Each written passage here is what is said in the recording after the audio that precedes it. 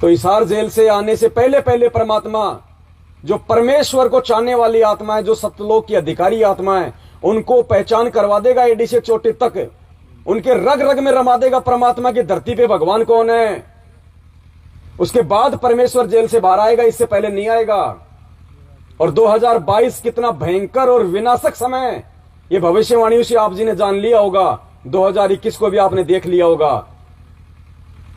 पसीने आ जाएंगे इंसान के, और बिना उस विनाशक समय से पहले परमात्मा जेल से नहीं आने वाला, क्योंकि संत रामपाल जी ही भगवान है। दुनिया इसको नहीं मान रही, और दुनिया इसको तब तक नहीं मान सकती जब तक कि दुनिया को परमात्मा वो बंदर ना दिखा दे। वो बंदर दिखाएगा परमात्मा, तब दुनिया मानेगी हाँ ये परमात्मा है। क्योंकि बिना ज्ञान के तो उनको रिजेक्ट करके जेल में बैठा ही दिया। अब जेल में बैठे बैठे थोड़े लोग उनको भगवान मानने वाले हैं। वो दिखाएगा परमात्मा पूरी दुनिया को, और जोर आएगा, जोर। भविष्य वक्ताओं ने तो यहां तक बोल रखा है, 1/3 जनसंख्या जाएगी पूरी पृथ्वी की, 1/3।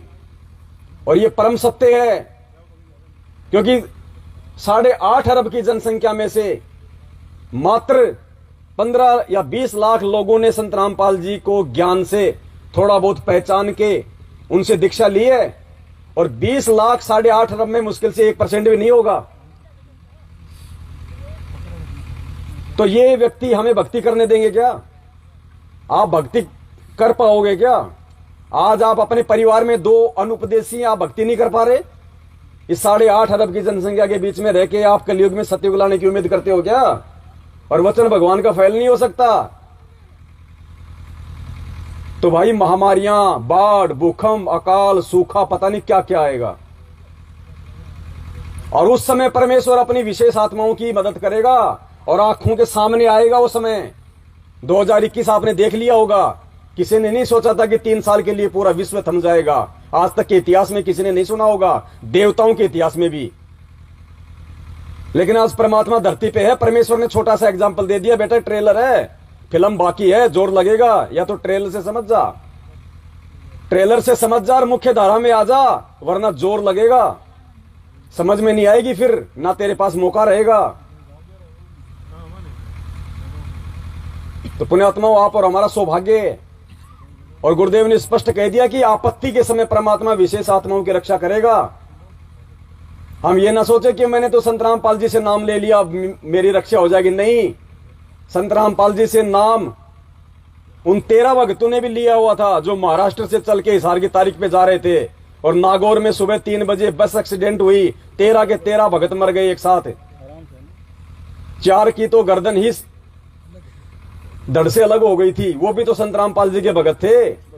वो हिसार में कोई शादी में थोड़ी जा रहे थे, गुरु जी के दर्शनों के लिए जा रहे थे ना।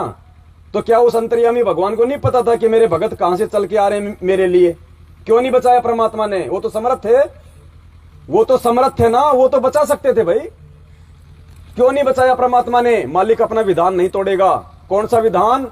जो काल के साथ परमेश्वर ने एग्रीमेंट किया है कि परमेश्वर जो आपकी मर्यादा में रहे, जो आपके अनुसार चले वो आपका, और जो आपका मर्यादा में ना रहे परमेश्वर उसके साथ जबरदस्ती। तो कब परमेश्वर संत रामपाल जी भगवान ने हिसार जेल से आदेश दिया कि मेरी तारीखों पे आओ? और क्यों जाएं हम तारीखों पे? क्या हमारे गुरुजी दोषी हैं क्या? हत्यारे हैं क्या? देशद्रोही हैं क्या जो हम तारीखों पे जाएं? और किस लिए जाएं भाई हम? परमेश्वर ने सीधा सा मार्ग बता दिया। अगर हमें इस पहचान में आ गए कि ये भगवान है, हमें वहां पे चप्पल तोड़ने की आवश्यकता क्या है? हमें अपने भगवान पे विश्वास क्यों नहीं हो रहा भाई? हम जाके उन्हें निकाल लेंगे क्या? 10 गालियां खुद खाते हैं, 20 गालियां वहां गुरुजी को दिलाते हैं, ये आगे रामपाल के पाखंडी चेले, ये कारनामा करके हम आते हैं वहां पे। इससे ज्यादा कुछ नहीं मिलता। या फिर पुलिस वाले अपने हाथ साफ कर लेते हैं, इससे ज्यादा कुछ नहीं मिलता वहां पे। और क्या कर लिया जा जाके लोगों ने? अगर जा जाके कुछ होना था तो भाई साहब 7 साल होगी, क्या कर लिया लोगों ने? जमानत करवा दी या बाहर निकलवा दिया? कुछ नहीं किया सिवाय अपने वो कर्म फोड़ने के, अपनी मर्यादा तोड़ने के। परमात्मा ने बद्रीनाथ, केदारनाथ, गोवर्धन की चक्कर लगाने से हमारा पीछा छुड़वाया, तो इन्होंने हिसार को जेलधाम बना दिया। उसके चक्कर लगवाने शुरू कर दिए और कह दिया कि 6 महीने में जो एक बार हिसार तारीख पे नहीं जाएगा उसका क्या हो जाएगा? नामखंड हो जाएगा। ये कौन सा विधान हुआ भाई? भक्ति कर रहे हैं और इस साल की तारीख पे नहीं गई तो नामखंड हो जाएगा। ये कब बताया परमात्मा ने? परमेश्वर ने क्या बताया वो हमने सुना नहीं सुना तो आज सुन लीजिए।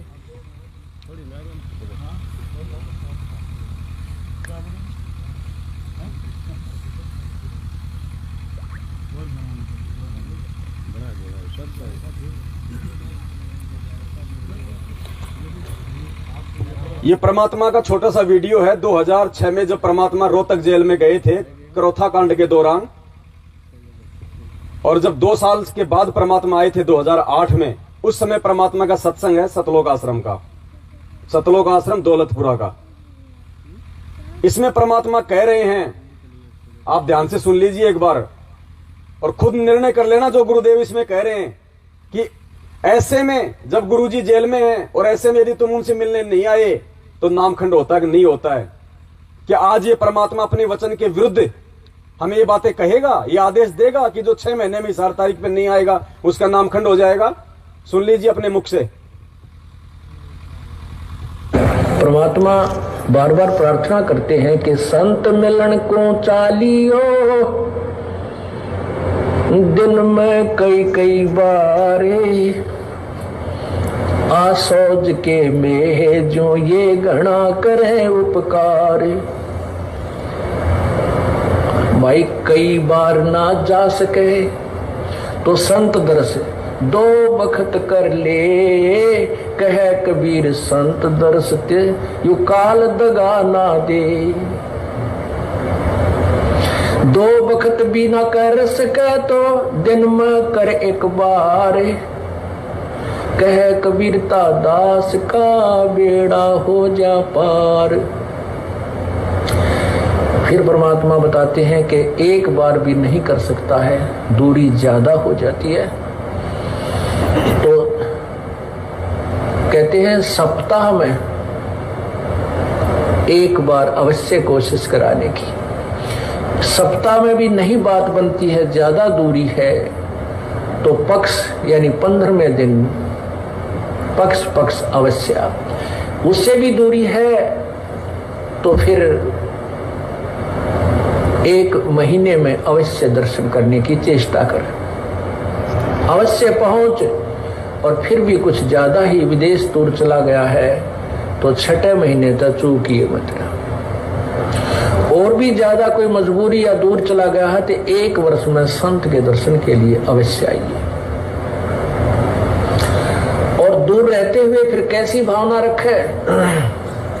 लाख कोस जो गुरु बसे और शेष समुद्रा तीर, एक पलक भूले नहीं जो गुण हो शरीर। कहते हैं गुरुजी चाहे लाख कोस की दूरी पर बैठे हैं लेकिन दिल से दूर नहीं होने चाहिए। तो 1 साल में कोस अवश्य पहुंचना चाहिए। अब यहां भक्तों के शंका आती है कि गुरुजी अब 1.25 वर्ष तक अज्ञात रहे, दर्शन नहीं हो सके, तो क्या हमारे ऊपर क्या हमारा जो नाम तो फिर खंड नहीं हो गया है? ऐसा कुछ नहीं है। ये लीला परमात्मा की है। जैसे कोई एक्सीडेंट हो जाता है और वही उसमें टांग टूट गया, प्लास्टर बांधे रहना पड़ता है और चारपाई पे लेटा पड़ा रहना होता है। लेकिन जब ठीक हो जाए, जब थोड़ा ही पड़ा रहना है, फिर तो काम करे, घूमे, फिर अपने सारे कार्य सुचारू करे। तो ये कोई लीला है परमात्मा की, इनमें ऐसा कोई दोष नहीं आता। क्योंकि आप तो रो रहे थे, आप गुरु जी से दूर नहीं थे, आपकी आत्मा तड़फ रही थी और उन नादान लोगों ने स्वयं भी पाप कमा लिया जिन्हें हमारा विरोध करके ये ऐसा झूठा केस बनाकर परमात्मा के कुत्तों को सजा उन्होंने हमारे को प्रताड़नाएं दी है, जेल में डाला। अब मुझे इस बात का डर है कि उन गिला के बनेगी। तो यहां परमात्मा ने स्पष्ट कर दिया कि ऐसी स्थिति में नामखंड नहीं होता है। और जेल वाला ही परमात्मा ने यह सत्संग कर दिया क्योंकि गुरुदेव अंतर्यामी हैं। गुरुदेव को पता था कि 2014 में भी नालायकों की नालायकी के चलते कांड होगा, मुझे फिर से ये जेल में बैठाएंगे। और फिर से इसी प्रकार से ये पाखंड शुरू करेंगे संगत में। तारीख पे नहीं गया तो नामखंड, तारीख पे नहीं गया तो नामखंड। तो परमात्मा ने 2008 में ही सत्संग में जिक्र कर दिया उस अंतर्यामी भगवान ने कि भक्तों के मन में शंका होगी कि भाई गुरुजी 2 साल जेल में थे, हम उनसे मिल नहीं पाए, हमारा नाम तो खंड नहीं हो गया। तो गुरुजी कहते हैं इसमें ऐसा कोई दोष नहीं होता है, क्योंकि वो हमारी मजबूरी थी। और आज देखो उसी परमात्मा के इन सत्संगों के विपरीत आप और हमसे 7 साल से कितने भयंकर कुकर्म करवाए गए, सबकी मर्यादा तोड़वा दी। सबने ये साबित कर दिया कि इतना ज्ञान लेने के बाद भी हम भेड़ हैं, भेड़, और भेड़ चाल चलना हम नहीं छोड़ सकते। ये हमारी ये पैतृक आदत हो चुकी है। और आज वही लोग महादुखी हैं। वो इशार तारीखों पे जाने वालों को वहां पे फांसी भी हुई, इशार तारीख पे जाने वाले ट्रेन के नीचे आके भी मरे, इशार तारीख पे जाने वाले एक्सीडेंट में भी मरे। अगर भगवान का आदेश हो तारीखों पे बुलाने का, बाढ़ बाका हो सकता है क्या उनके बच्चों का? यही काल की सूक्ष्म चाल होती है। इसीलिए परमात्मा ने यह भ्रम खंडन किया था संगत का, जो 2008 में कहा था कि 2 काल के दूत पैदा हो गए। एक उनका भाई था महेंद्र, जो आज भगोड़ा बन के घूम रहा है पुलिस के आगे। अरे संत रामपाल जी भगवान का भगत। पहली बात तो भगत जी, यहां आप जितने भी भाई बहन बैठे हैं, पहली बात तो संत रामपाल जी भगवान से ज्ञान लेने के बाद यदि उनका कोई भगत होगा तो ऐसा वो कोई भी वो कर्म नहीं करेगा जिसकी वजह से उनको जेल जाना पड़े। और यदि जबरदस्ती उनके ऊपर वो कुकर्म थोपा जा रहा है तो वो उस मुकदमे का सामना करेगा अपने गुरु पे विश्वास करके, या फिर वो पुलिस के आगे वो भगोड़ा बन के घूमेगा। तो पिछले 7 साल से अगर इसने बरवाला कांड में कोई गलती नहीं की, अगर ये गलत नहीं था, तो क्यों पिछले 7 साल से मुंह छुपा के भग रहा है? ये भगत कहां भाई? ये भगत के लक्षण है क्या? बता दीजिए। तो फिर हम किसके पीछे चल रहे थे 7 साल से? भगवान के पीछे या भगोड़ों के पीछे? नामदान केंद्र आपने सुना अपने गुरुदेव के मुख कमल से, हिसार जेल से कोई वो वीडियो आया कि बच्चों ये नामदान केंद्र खोलने का मेरा आदेश है?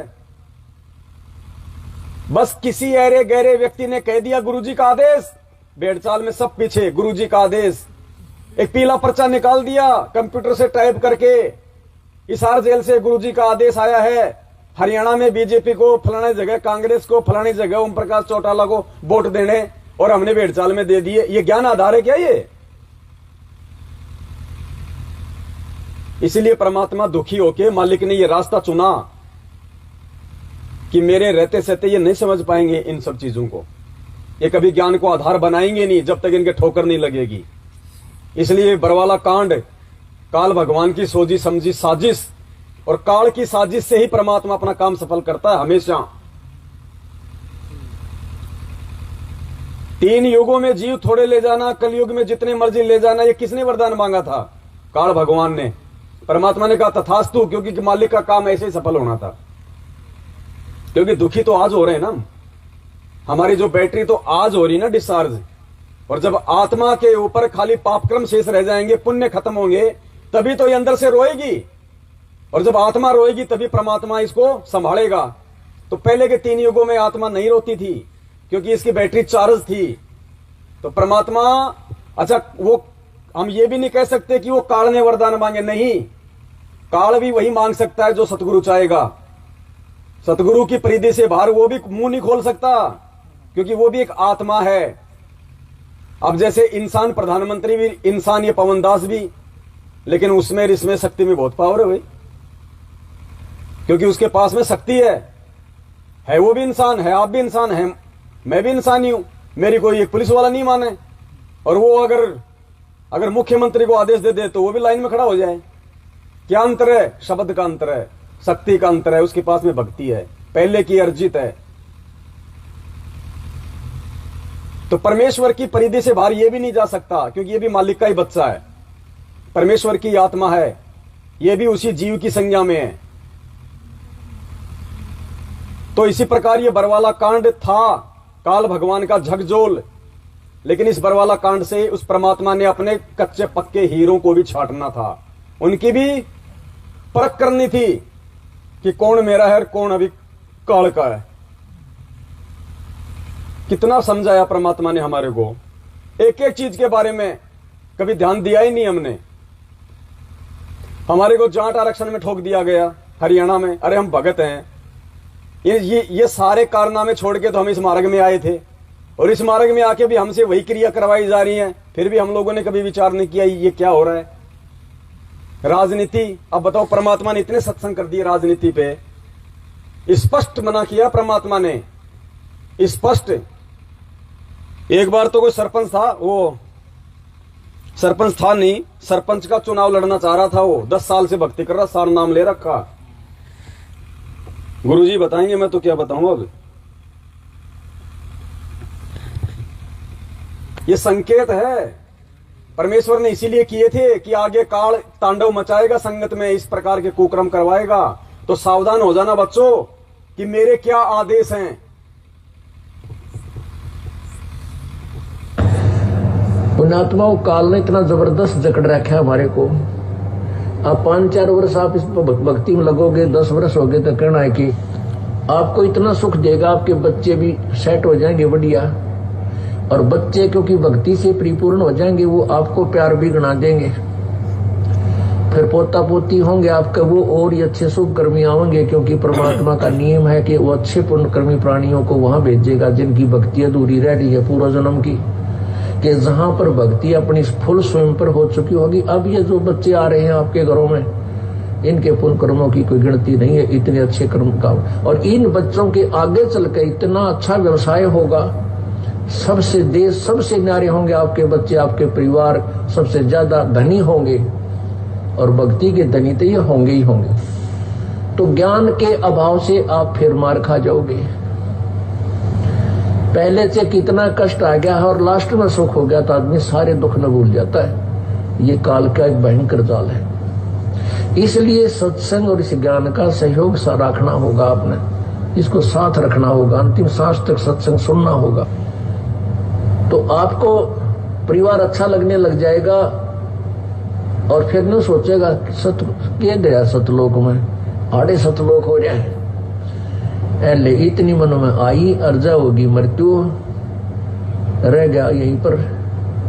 फिर ना जाने कित पटकेगा काल ठाकर नाइजीरिया में, जहां पर राम नाम का जिक्र भी कौन हो, और वहां आपकी पुण्यात्मा, आपकी पुण्य कमाई से मन वहां का राष्ट्रपति बन जाओ। फिर किसी भक्ति, और देख काल का कितना भयंकर जाल।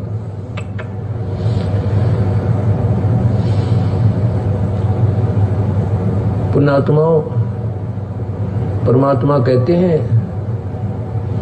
इंद्र दा राज कागदा बिष्टा ना भोगा इंद्राणी नु।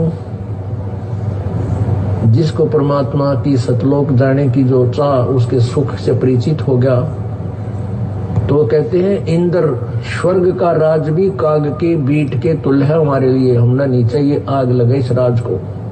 जिसने सतलोक जाना है ये धारणा बनानी पड़ेगी। आराम एक कोई एक भगत आए न बोले जी गाँव में सरपंच बनावा है, मैंने मैं कुआं में पड़ जा किता सरपंच बने रहे, तेरा गजब रोज ज्ञान सुनावा था रहते हैं, फूट के बाद, और 10 साल नाम लिए न लिए, क्यों घर में सुख हो गया, अच्छी ट्रक चलेगा। गाँव वाले तेने सोचा कर 2 पैसे फालतू लाओगा, अच्छी दारू पे आओगा। मैं बोला कुआं में पड़ जाए इसका अच्छा था ना जी, मत आज्ञा लेना आया, मैं नहीं खड़ा हूंगा। फिर मैं इतना पूछ भी कैसे लिया मेरे तेरा गजब हुई। तो पुण्यात्माओं, इस काल का भयंकर जाल है, इससे बचना पड़ेगा, आपने इस ज्ञान को आधार बनाना पड़ेगा। पाल जी भगवान की जय हो। पुण्यात्माओं, हजारों संकेत परमात्मा ने सत्संगों में छुपा रखे हैं, और थोड़ा सा मसाला दिया उस परमात्मा ने हमें, ताकि साथ संगति के माध्यम से हम उनकी पहचान कर सकें, उनके विधान को जान सकें कि कौन कौन सी परमेश्वर की मर्यादा है। मर्यादा वो ही नहीं है जो हमें फार्म पे लिख के दे दी गई है। कहीं हम ये सोचें कि बस गुरु जी के तो वो ही नियम है जो प्रथम नाम के समय तो 11 दे दिए, सतनाम के समय 34 दे दिए, बस। ये हमारी सबसे बड़ी भूल है। कदम कदम पे नियम है इस परमात्मा का, कदम कदम पे। कब? जब हमें ज्ञान हो जाएगा। कदम कदम पे परमात्मा कहते हैं कुछ तो आपको जो फार्म पे लिख के दे दिए, ये कुछ आप जब ये सत्संग सुनोगे, कथाएं सुनोगे, तो आपकी समझ में आएंगे, और कुछ परमात्मा ने कहा कि तुम्हारे को कॉमन सेंस से भी समझ में आने लगेंगे। अब कॉमन सेंस तो बहुत दूर की बात है, फिलहाल तो जो कागजों में लिखे उन पे नहीं चल पा रहे। और फिर बात करें हम सार नाम की, सार शब्द की। आजकल बहुत सारे जो पंथ वाले हैं काल प्रेरणा से, और बहुत सारे लोग इसी संगत से निकले हुए, शब्द शब्द शब्द, उनके पास वो शब्द नहीं, उनके पास वो शब्द नहीं, उनके पास में पूरा ज्ञान नहीं, उनके पास में अधूरा ज्ञान नहीं। अरे अभी वो दे किसको ज्ञान, कोई लेने वाला भी तो हो। उनके पास तो सब कुछ है और था, तभी उन्होंने 27 साल से पाड़ा मान रखा था पूरी दुनिया में। शंकराचार्यों के लिए सतलोक आश्रम बरवाड़ा में 2010 में परमात्मा ने गद्दी लगा रखी थी चारों के लिए, और निमंत्रण भेजे थे मीडिया के माध्यम से। सत्संग पूरी दुनिया सुनती है, सारे संत सुनते हैं, सबको पता है। गए तो मुंह की खा के आएंगे, कोई नहीं आया। शब्द शब्द शब्द, शब्द का सह पता नहीं, उछल रहे शब्द की पूंछड़ी पकड़ के। अरे उनके पास तो सब कुछ है जो किसी के पास नहीं है, लेकिन दे किसको भाई, कोई लेने के लायक है क्या? अभी तक परमात्मा ने सार नाम भी नहीं दिया किसी को। ये जितने भी जो सार नाम लिए बैठे हैं, अपने आप में समझ रहे हैं कि संत रामपाल जी ने मुझे 90 में सार नाम दे दिया, 94 में सार नाम दे दिया था, मैं तो 2000 का भगत हूं। सार नाम की तो परमात्मा ने छींट भी नहीं लगने दी। सार शब्द तो बहुत दूर की बात है। ये जिन जिन भाई बहनों को परमात्मा ने सार नाम दे रखा है, जैसे बच्चे को मेले में खुश करने के लिए झुंझुना पकड़ाते ना, झुन झुन झुन झुन झुन झुन, ये झुंझुना है। अगर असल में देखा जाए ना पुण्यात्मा, असल में तो ये संगत में 90% लोग सतनाम के भी काबिल नहीं है, सतनाम के भी काबिल नहीं है। सार नाम तो कोसों दूर की बात है। क्यों नहीं दिया परमात्मा ने, उसके पीछे का रीजन आपको बता देता हूं। केवल एक ही उदाहरण दूंगा, समझ जाओगे आप, और एक ही व्यक्ति का उदाहरण दूंगा, समझदार उसी से समझ जाएगा कि परमेश्वर ने सार नाम आज तक किसी को दिया है या नहीं दिया। और यहां हमारे भाई रोहतक में 500 को बैठा के टेलीविजन के आगे और उनको सार नाम दे रहे हैं, और सार शब्द भी देने लगे। 2 पाठ में सार शब्द और 1 में सार नाम था। वो परमात्मा बच्चा नहीं है, वो ही है जो 650 साल पहले आया था काशी में, कोई दूसरा नहीं है ये। जिस सार शब्द के लिए इसने धर्मदास को जिंदा समाधि दे दी, जिस सार शब्द को देके उसे ओपन ना करने के लिए नानक जी से वचन भरा लिए, और जिस सार शब्द की परमात्मा ने छींट नहीं लगने दी, जिसे परमेश्वर ने संजीवनी बूटी बताया, मोक्ष का मार्ग बताया, वो सार नाम और वो कबीर परमात्मा एक 15 रुपए की डीवीडी में डाल के आलू टमाटर की तरह बांटने के लिए उन लोगों को देके जाएंगे जो प्रथम नाम के लायक नहीं है। ये क्यों नहीं दिया था? आज जो लोग सार नाम की गुंडी पकड़ के कि मेरे पास में ऊपर का ज्ञान है, मेरे पास में नीचे का ज्ञान है, उनसे दूर हो चुके हैं। आज वो अपने कर्म फोड़ रहे हैं, उनके ज्ञान में और उनके मंत्रों में मीनमेख निकाल के।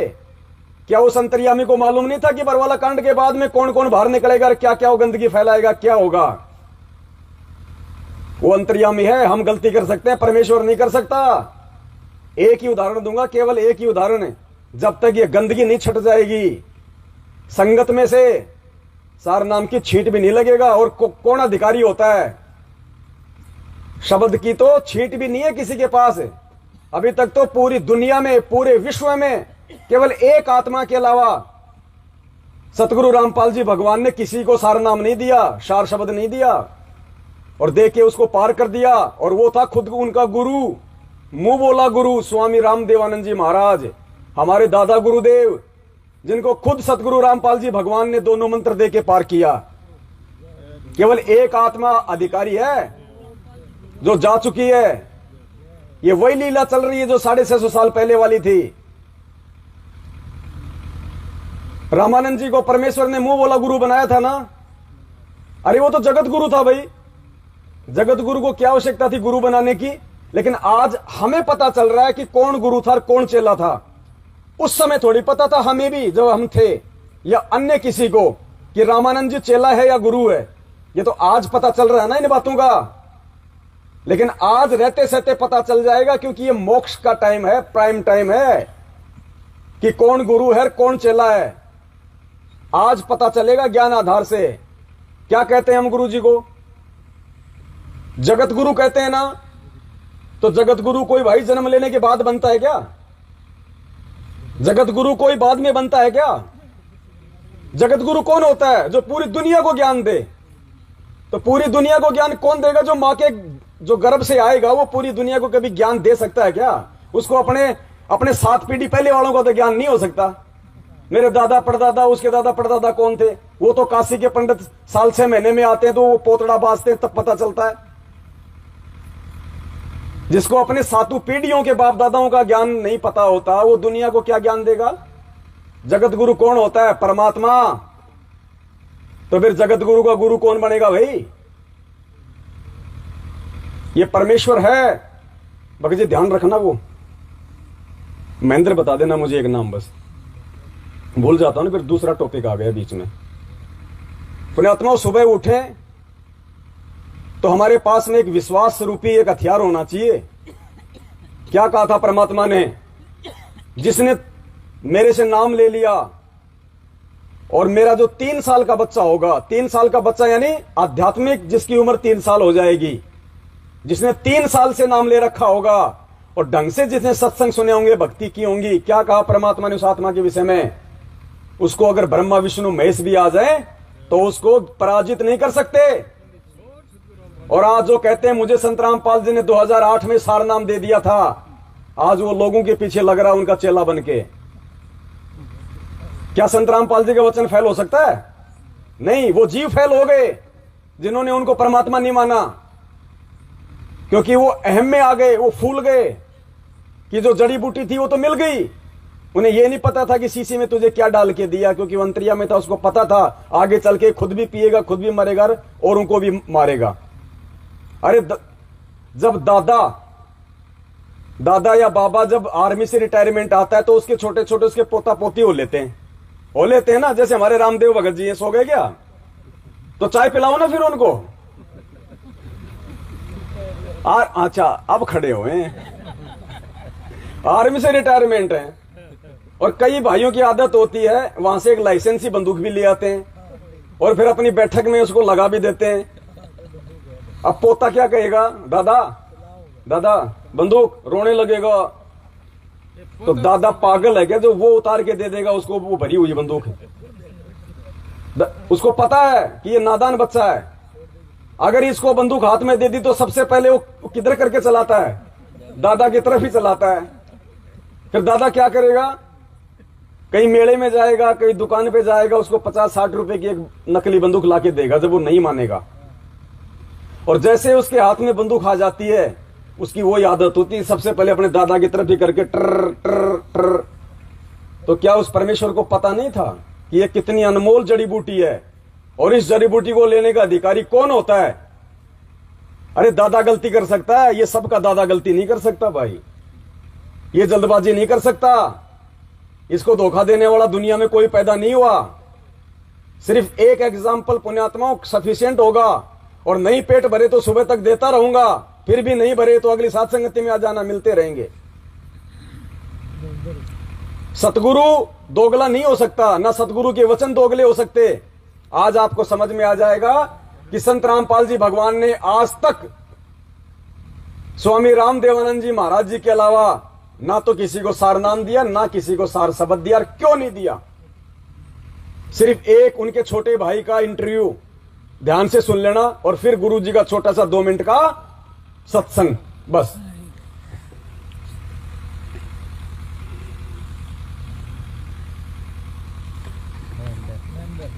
आगे ध्यान रखना, गुरु बिन वेद।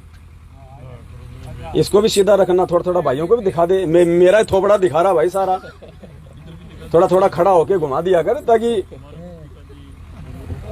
लंबी डांग ठोक दी एकदम। हाँ जी बड़े भाई, अभी तो आई थी भगत जी चाय। अच्छा बस यही खड़ा खड़ा कर लेना।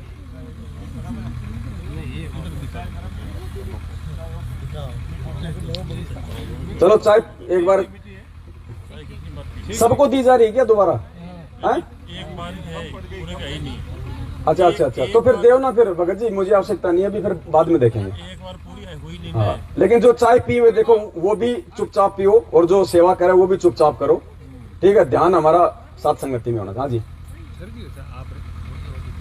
चाय पी नहीं ना ना आपने? गर्म थी चाय, सही थी सही थी। दोबारा डाल देते। हाँ? ना ना कोई दिक्कत नहीं। ये महेंद्र जी हैं, सतगुरु रामपाल जी भगवान के कलयुगी भाई।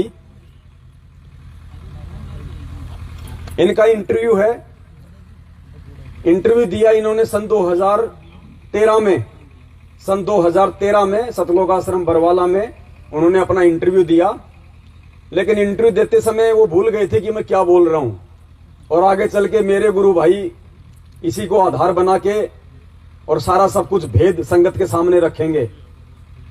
पुण्यात्माओं, ठीक का समय आता है तभी परमात्मा सारे काम करता है, और अब सारे काम ठीक होंगे, सारे ही ठीक होंगे अब, क्योंकि ठीक का समय है। और आज ये कंसेप्ट पूरा सुबह तक क्लियर हो जाना चाहिए कि पूरी पृथ्वी पे 21 ब्रह्मांड में किसी के पास में ना तो सारनाम है ना सार शब्द है। शंकराचार्यों के पास तो सार शब्द का कोई मतलब होता नहीं, क्योंकि उनका तो धारा ही अलग होती है। सार शब्द के ठेकेदार बनते हैं ये कबीरपंथी, और ये दास साबित कर देगा सुबह तक अगर आप टिके रहे तो। जो अपने आप को धर्मदास जी की पीढ़ी वाला समझते हैं उनके पास में सार शब्द का सह भी नहीं है। बाकी जो दाढ़ी बढ़ा बढ़ा के जो अपने आप में जो कबीरपंथी बन गए उनकी तो फिर बात ही क्या है।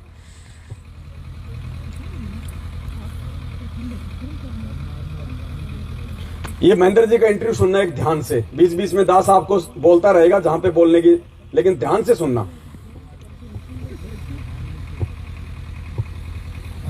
और गुरुजी लंच टाइम में मेरे पास रोजाना आते थे, लगभग 4 महीने लगातार आए और सत्संग की भक्ति की बातें बताने लगे कि भक्ति करनी चाहिए, भक्ति से दुख दूर होते हैं, सुख मिलता है, मोक्ष मिलता है। लेकिन मेरी रुचि विशेष नहीं थी, और मैं महाराज जी को मना भी नहीं कर सकता था कि मेरे पास क्यों आए हो, कि बड़े भाई साहब थे।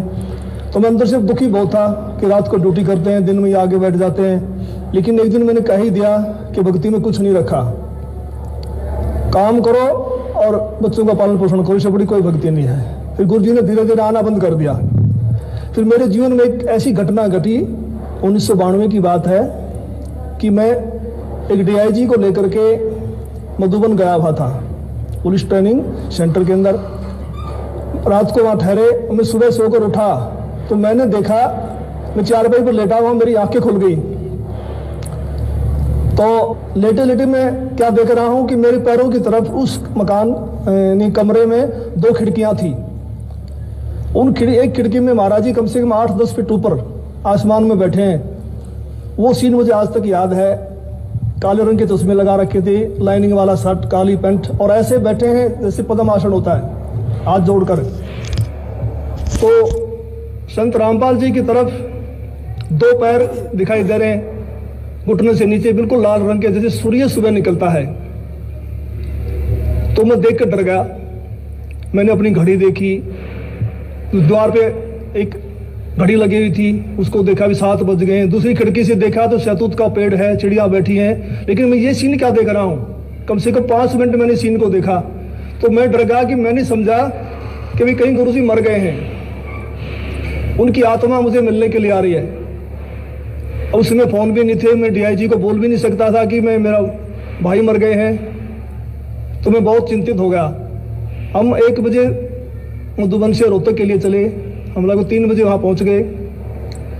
मैं गाड़ी खड़ी करके सीधा मकान पे गया, गुरुजी के मकान के ऊपर। तो जाके मैंने देखा गुरुजी ठीक ठाक मिले, मन में शांति हुई। तो गुरुजी ने पूछा कि कैसे आना हुआ आज दिन में, कैसे टाइम मिल गया। तो मैंने घटना के बारे में बताया। मैंने कहा जी मैंने तो ऐसे ऐसे एक घटना देखी सुबह सुबह, मैं डर गया कहीं आप मर ना गए हो। तो महाराज जी ने कहा कि मेरे स्वरूप में कबीर परमेश्वर आए थे और अब आपको भक्ति मिल जाएगी। तो मैंने कहा जी मैं तो ड्रिंक्स वगैरह कर लेता हूँ, वो छूटती नहीं, भक्ति कैसे करूँगा। तो गुरु जी ने कहा जा आज के बाद नहीं पिएगा। तो उनके एक शब्द से ऐसी दीवार खड़ी होगी कि आज 1992 की बात है, आज 2013 हो गया, यानी लगभग 21 वर्ष हो गए। वो आज तक मैंने शराब को छुआ तक नहीं है। तो उसके बाद गुरुजी ने अपने गुरुजी से मुझे नाम दिलवाया, संत राम देवानंद जी महाराज से। उस समय गुरुजी को आज्ञा नहीं थी नाम की। पूर्ण परमेश्वर रामपाल जी भगवान ने अपने मुंह बोले कलयुगी भाई महेंद्र को कहां से नाम दिलवाया? अपने मुंह बोले गुरु स्वामी राम देवानंद जी महाराज जी से। ठीक है, एक एक पॉइंट को ध्यान से सुनते जाना कि कितने वर्ष पुराना यह भगत है जिसने दादा गुरुदेव से भी दीक्षा ली हुई है, यानी भक्ति मार्ग में कितना मास्टर है। मैं भक्ति में जरूर लगा क्योंकि महाराज जी बताते थे कबीर साहब पूर्ण प्रमाण। फिर उसके बाद इसने गुरुजी से भी नाम लिया, सुनना मिल गया तो मैंने घटना के बारे में बताया। मैंने कहा जी मैंने तो ऐसे ऐसे एक घटना देखी, सुबह सुबह मैं डर गया कहीं आप मर ना गए हो। तो महाराज जी ने कहा कि मेरे स्वरूप में कबीर परमेश्वर आए थे और अब आपको भक्ति मिल जाएगी। तो मैंने कहा जी मैं तो ड्रिंक्स वगैरह कर लेता हूँ, वो छूटती नहीं, भक्ति कैसे करूँगा। तो गुरु जी ने कहा जा आज के बाद नहीं पिएगा। तो उनके एक शब्द से ऐसी दीवार खड़ी होगी कि आज 1992 की बात है, आज 2013 हो गया, यानी लगभग 21 वर्ष हो गए। वो आज तक मैंने शराब को छुआ तक नहीं है। तो उसके बाद गुरुजी ने अपने गुरुजी से मुझे नाम दिलवाया, संत राम देवानंद जी महाराज से। उस समय गुरुजी को आज्ञा नहीं थी नाम की। मैं भक्ति में जरूर लगा क्योंकि महाराज जी बताते थे कबीर साहब पूर्ण परमात्मा हैं, इनसे सबसे ऊपर हैं। तो मैंने उनको उदाहरण दिया कि पुलिस में तो ऐसे होता है, उसमें पुलिस वाले बहुत नाजायज किया करते। कोई कहता मैं फलांगा सिपारसी हूँ, उसको पकड़ लिया तो उसकी कुटाई कर देते थे, फोन आता छोड़ देते, हमें नहीं पता जी आपका था। कहीं ऐसा ना हो कि नीचे देव देवता हमें कूट दें और जब तो कबीर साहब ऊपर से आए। लेकिन मैं लगा जरूर रहा, लेकिन विशेष विश्वास नहीं था भी कबीर साहब पूर्ण परमात्मा है। तो महाराज जी ने कहा कि आप ये नाम जपते रहो, इन नाम से आपका विश्वास हो जाएगा। तो फिर 1994 में गुरु जी को आज्ञा होगी नाम की। फिर महाराज जी ने दोबारा से हमारे को नाम दिए, फिर सार नाम। दादा गुरुदेव के बाद में इस महेंद्र ने सन 1994 में परमपिता परमेश्वर सतगुरु रामपाल जी भगवान से भी दीक्षा ले ली। क्या कह रहा है? फिर गुरुजी ने हमें नाम दिया, फिर सारनाम भी दिया। अब आगे सुनना। सारनाम मिलने के बाद, ये मेन पॉइंट है, इसी को फोकस करके रखना, फिर पूरी कहानी समझ में आ जाएगी। ये भेद परमात्मा ने छोड़े हैं आज आप और हमारी आंखें खोलने के लिए, विश्वास पैदा करवाने के लिए।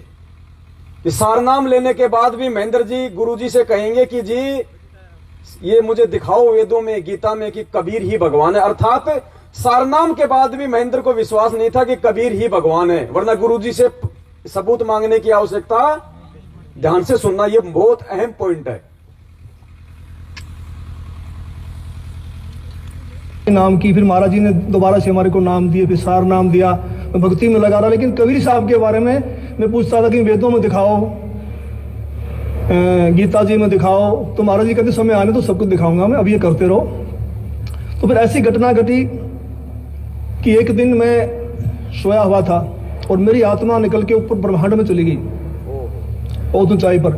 वहां विष्णु भगवान खड़े हैं श्री कृष्ण जी के रूप में।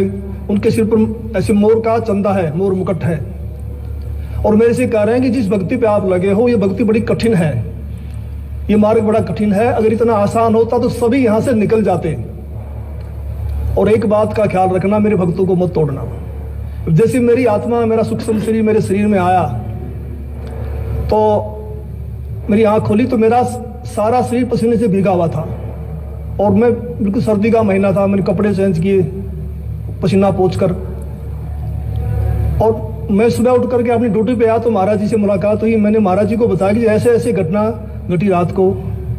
तो महाराज जी ने कहा कि आपको विश्वास नहीं हो रहा था कबीर साहब के बारे में और आप कृष्ण जी को ज्यादा मानते थे, इसीलिए कृष्ण जी के मुख से ही आपसे कहलवा दिया गया है। सारनाम लेने के बाद की यह घटना है। और जब इसने गुरुजी को घटना के बारे में बताया तो गुरुजी कह रहे हैं कि तुम्हें विश्वास नहीं हो रहा था कि कबीर जी भगवान है, इसलिए क्योंकि तुम कृष्ण जी को ज्यादा मानते थे। तो कृष्ण जी के मुख से कहलवा दिया कि कबीर जी, तो सार नाम लेने के बाद भी कबीर जी को भगवान नाम मान के ये किसको भगवान मान रहा था? श्री कृष्ण जी को। बस इतना ही लेंगे यहां से।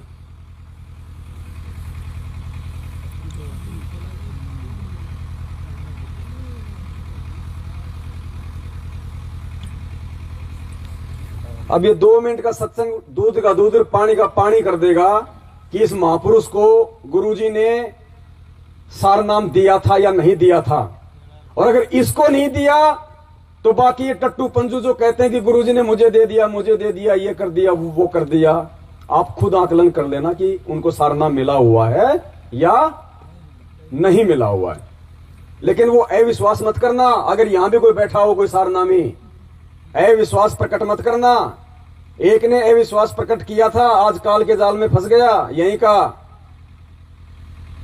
बताएंगे समय आने पे होगा। अब परमेश्वर का सत्संग सुनना, महेंद्र की बात को जरूर ध्यान रखना कि सार नाम लेने के बाद भी वो गुरुजी से सवाल कर रहा था कि साबित करो कि कबीर जी ही, और सार नाम लेने के बाद भी कबीर जी से ज्यादा किसको मानता था? श्री कृष्ण जी को। अब गुरुदेव क्या कह रहे हैं? गुरुदेव कह रहे हैं कि सार नाम का कौन अधिकारी होता है? गुरुदेव कह रहे हैं जिसकी ये 3 नाम का मंत्र किसको दिया जाता है, कौन अधिकारी होता है? जिसकी नस नस में ये समा जाता है कि कबीर इज,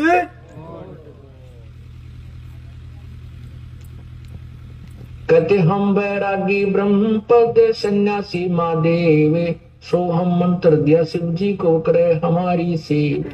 तो ये परमात्मा ने उनके उद्धार के लिए मोक्ष तो ये नहीं प्राप्त कर सकते, क्योंकि मोक्ष तो 3 मंत्र से होगा। और 3 मंत्र का अधिकारी वो होगा जो परमात्मा की सच्ची कथा, पूरी सृष्टि रचना पर, पूर्ण परमात्मा कौन है इस पर विश्वास कर लेगा। सारना, ये जो 3 मंत्र का जाप उसी को दिया जाता है जिसकी नस नस में, अर्थात पूर्ण रूप से जिसका विश्वास परमात्मा पूर्ण ब्रह्म कबीर भगवान में हो जाता है कि वही मोक्षदायक है, उसी की पूजा से पूर्ण मोक्ष होता है। और अन्य भगवानों की सतीथि से वो परिचित हो जाता है। ये भगवान नाशवान है, अविनाशी नहीं है। और इनकी साधना से कुछ संशय है किसी को? अब यहां झूठ कौन बोल रहा भाई? मोहनलाल बगोड़ा। गुरुजी तो कह रहे कि ये 3 मंत्र का अधिकारी, सार नाम का अधिकारी वो होता है जिसकी नस नस में ये समा जाता है कि कबीर जी परमात्मा है, जिसको सृष्टि रचना पे पूर्ण विश्वास हो जाता है, उसको ये 3 नाम का मंत्र दिया जाता है, ये 3 नाम के मंत्र लेने का अधिकारी। और वो कह रहा है कि गुरुजी ने मुझे सार नाम दे दिया और उसके बाद भी मुझे विश्वास नहीं हो रहा था कि कबीर ही, तो परमात्मा ऐसी गलती कर सकता है क्या? जिसको विश्वास ही ना हो कि कबीर भगवान है, क्या उसको परमात्मा सार नाम दे देगा? सतनाम तो नहीं देगा। तो पुण्यात्मा ये झुंझुना पकड़ा रखा है, जब अपने भाई को झुंझुना दे रखा है तो तुम्हारे को तो पकड़ा टाली, टन टन टन टन। और दूसरा सबसे बड़ा इसका रहस्य, ऐसी बात नहीं है, देखो ये समर्थ आज धरती पे प्रकट है। कौन प्रकट है?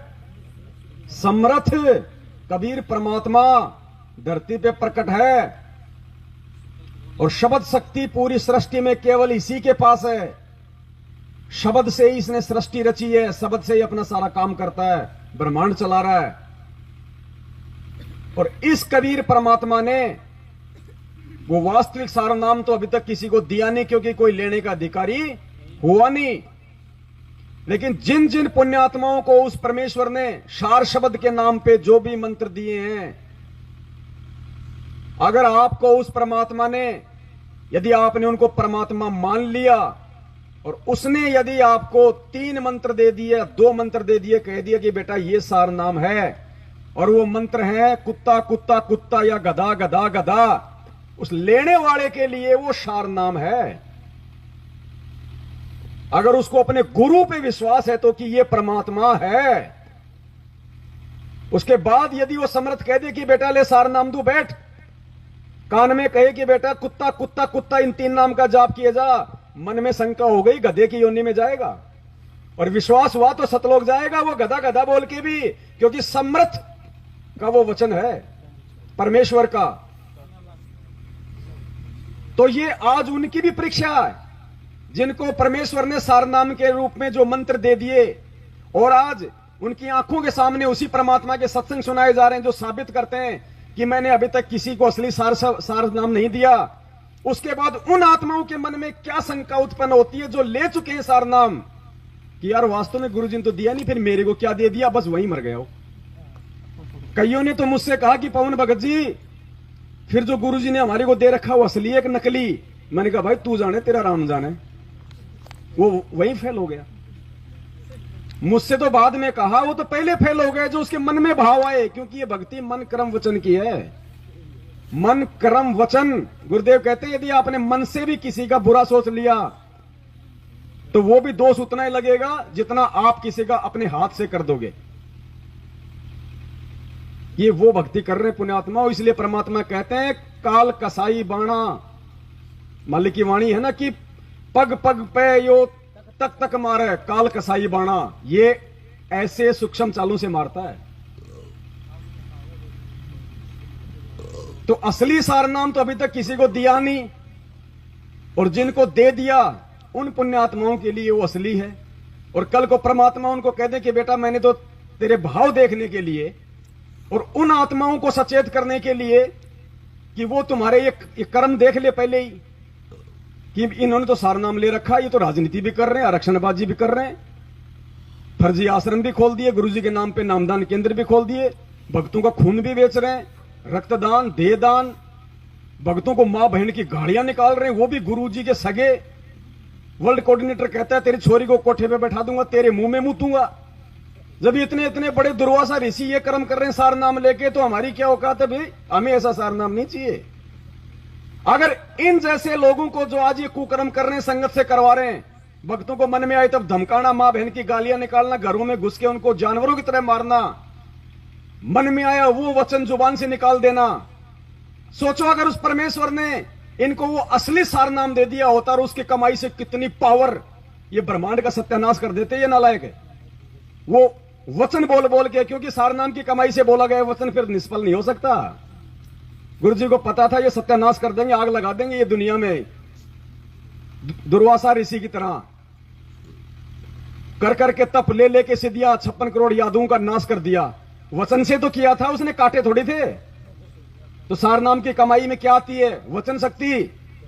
और आज इनके सारनामियों के कुकर्म आप सबके सामने हैं। इन्होंने कौन सी वो कसर छोड़ दी मुझे बता दो। जगत वालों से भी गई गुजरी हरकत, वो जगत वाले जो बिल्कुल या तो भांग पी के या फिर वो शराब पी के जो हरकत करते हैं, बाकी तो जो सामान्य जगत वाले हैं इन सारनामियों से लाख गुना अच्छे हैं व्यवहार में, बातचीत में, बोलचाल में। इसलिए उस परमात्मा ने आज तक किसी को सार नाम की छींट भी नहीं लगने दी।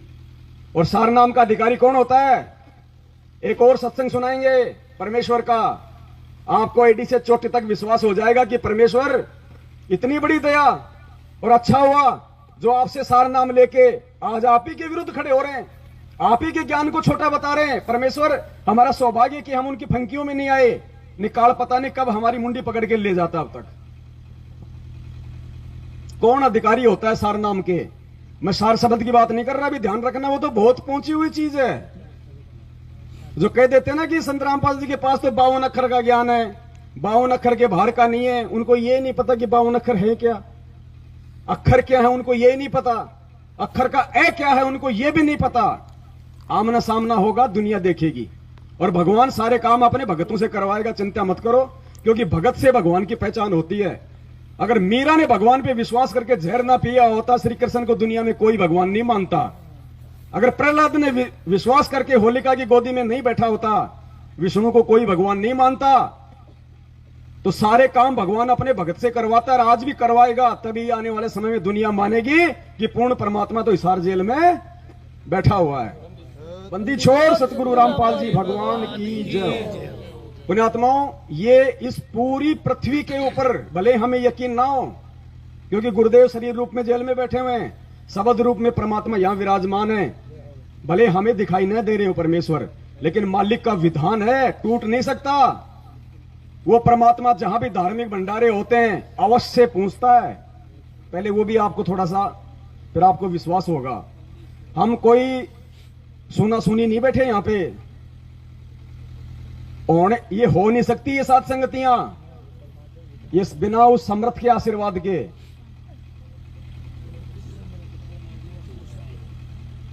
वीर सिंह ध्यान रखना, वीर सिंह ध्यान रखना। बघेल बघेल बघेल। अभी क्या चल रहा था भगत जी? अभी किस विषय पे बात हो रही थी? नहीं भंडारे। धार्मिक भंडारे। धार्मिक भंडारे पर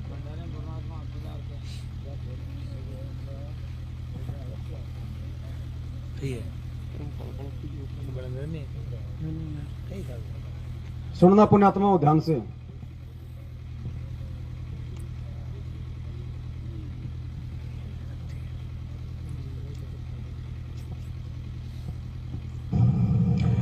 कि वो परमात्मा जहां भी धार्मिक अनुष्ठान यथार्थ भक्ति मार्ग जहां प्रचारित किया जाता है, कहते वो चलकर वहां शीघ्र बिजली जैसी गति से उस स्थान पर परमात्मा पहुंच जाते हैं और वहां पर विद्यमान रहते हैं। लेकिन हम नहीं देख सकते उस परमात्मा को, वो साकार होते हुए भी हमारी आंखों से ओझल होता है, क्योंकि उसको देखने के लिए हमें दिव्य दृष्टि की आवश्यकता होती है।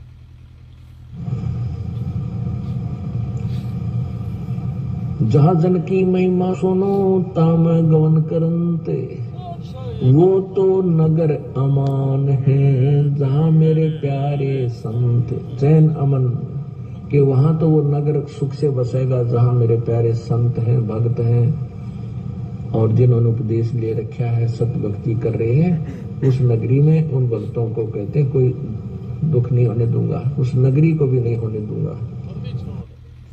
कौन सी नगरी को? पुण्यात्माओं, ये यथार्थ सत्संग है उस परमेश्वर के, यथार्थ वाणियां हैं। हमें ये सस्ते में भगवान मिल गए, इसलिए हमारे को इसकी कदर नहीं हो रही। इन वचनों के लिए ब्रह्मा विष्णु महेश रोते हैं, लेकिन कानों में नहीं पड़ रहे।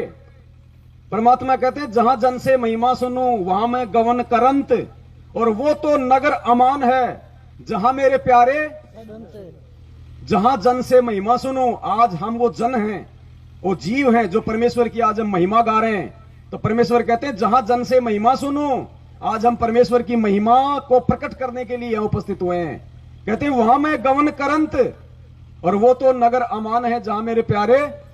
पुण्यात्माओं, सत्कर्म मान लेना, जिस जिस गांव में या जिस जिस शहर में उस विनाशकारी समय के आने से पहले साध संगतियां हो जाएंगी, आने वाले समय में वही बचेंगे। ये नोट कर लेना, आने वाले समय में आप भी यहीं रहोगे, दास भी यहीं रहेगा। भयंकर सत्यानाश होना है, भयंकर विनाश। कलयुग में सतयुग ऐसे नहीं आएगा। जब भी युग परिवर्तन हुआ है, इतिहास गवाह है, भयंकर तांडव मचा है, पृथ्वी डोल गई। हम त्रेता से द्वापर में आए, राम और रावण का युद्ध हुआ, करोड़ों मारे गए, लाखों औरतें विधवा हुई, करोड़ों बच्चे यतीम हुए। इतना पाप बढ़ा, पृथ्वी के ऊपर तांडव मचा था, क्योंकि वो युग परिवर्तन था। हम त्रेता से द्वापर में आ रहे थे, फिर हम द्वापर से इस कलयुग में आए तो महाभारत हुआ, क्योंकि युग परिवर्तन होना था। करोड़ों मरे, हाहाकार मच गया था पूरी पृथ्वी के ऊपर। अब पुण्यात्माओं, इस कलयुग में मिनी सतयुग, हम सतयुग में प्रवेश करने जा रहे हैं। युग परिवर्तन है, ध्यान रखना, साधारण समय नहीं है। ऐसे नहीं चिल्ला रहा दास, उस परमेश्वर के आदेश से जगा रहा है परमात्मा अपने बच्चों को, अपने बच्चों के माध्यम से निमित्त बना के कि समय रहते जाग जाना। इस परमेश्वर की पूंछ पकड़ के दूर मत चले जाना। किसी भी नादान के कहने से, किसी भी काला एजेंट के कहने से धरती पे ठिकाना नहीं होगा। धरती पे ठिकाना जो समय आज उनकी मर्यादा तोड़ रहे हैं, वो उनको नहीं बचा रहा। 12-12 एक साथ मर रहे हैं। आने वाले समय में क्या गारंटी है परमेश्वर उनको बचाएगा? जो गले में लोकेट, हाथ में रक्षा सूत्र बांध के अपने आप को भगवान का भगत कहते हैं, ये रक्षा सूत्र नहीं करेगा। रक्षा करेगी परमात्मा की मर्यादा और भक्ति। वो 12 मरे थे, उनके हाथों में भी लाल धागे बंधे हुए थे। क्यों मर गए? क्योंकि मर्यादा नहीं थी। ये लोकेट रक्षा सूत्र ये परमेश्वर का विधान नहीं है, भगवान ने नहीं पहना है किसी को। ये तो एक भाव प्रकट करने के लिए कि नया भगत है, थोड़ा जुड़ा रहेगा, थोड़ा भाव रहेंगे, इसलिए उस मालिक को आवश्यकता नहीं है इनकी। हम पाठ करवाते हैं, हमारे को वो दिया जाता है कि सुपारी सी लपेट के उसके क्या कहा जाता है, इसको वहां रखना जहां पे आप अपने गले में रखना। तो फिर ये ब्राह्मण क्या बोलते हैं? फिर ये जंतर मंत्र वाले क्या बोलते हैं? ले ताबीज बांध दिया, वहां रखना जहां पे। ये मनमाना आचरण है, काल भगवान का ध्यान रखना। ये परमेश्वर का आदेश नहीं है। किसी सत्संग में सुना हो तो मुझे बता देना। सत्संग परमात्मा का विधान है। हम किसी अन्य की कही गई बात पे यकीन करेंगे, मार खाएंगे। और यही कारण है बरवाला कांड का, करौता कांड का।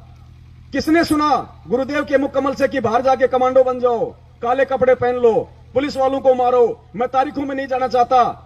भगवान ने तो जब मीडिया के सामने आए तो सीधा सीधा कहा कि राष्ट्रीय समाज सेवा समिति मेरी नहीं भाई, मैंने कोई कमांडो नहीं बनाए। तो फिर कौन आदेश दे रहा था? ये भी सुन लीजिए जो नए भगत भाई बहन है। कुमारी गांव भी ध्यान रखना। कुमारी गांव, वीर सिंह और कुमारी गांव दो ध्यान रखना, मैं भूल जाता हूं फिर।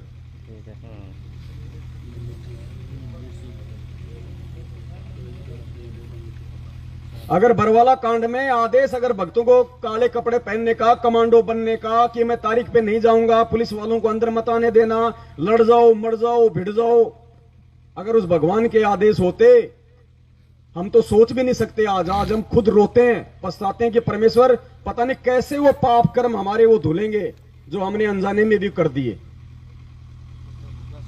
फिर क्या कहा परमात्मा ने? पूरी दुनिया के सामने कहा उस मालिक ने कि कम से कम ये मेरे भगत नालायक मेरे इस वचन को तो मान लेंगे, लेकिन उन्होंने अपने गुरु के इस वचन को भी फैल कर दिया। क्या कह रहे परमात्मा?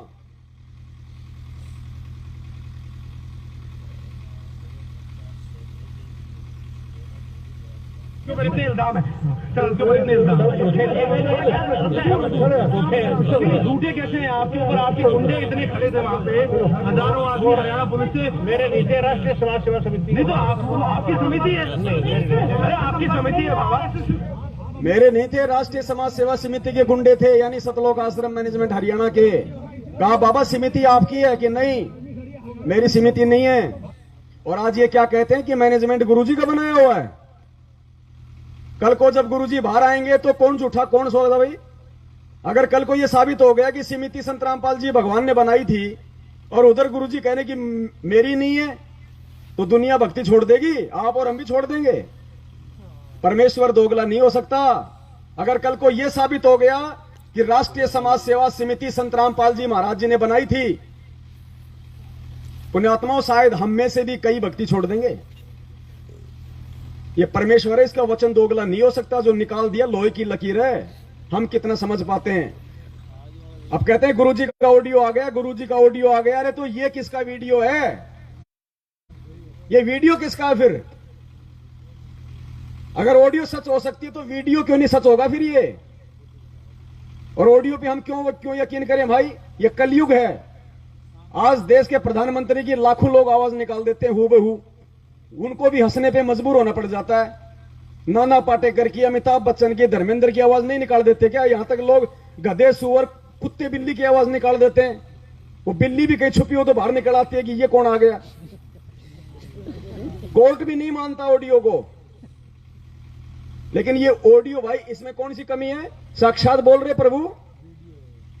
लेकिन देखो ये होती है काल प्रेरणा। भगवान सन्मुख बोल रहा है, इसको नहीं वो मान रहे। एक फर्जी ऑडियो निकाल दी जाती है, लोग कहते हैं गुरुजी की ऑडियो आ गई, गुरुजी की ऑडियो आ गई। ये है काल की सूक्ष्म चाल।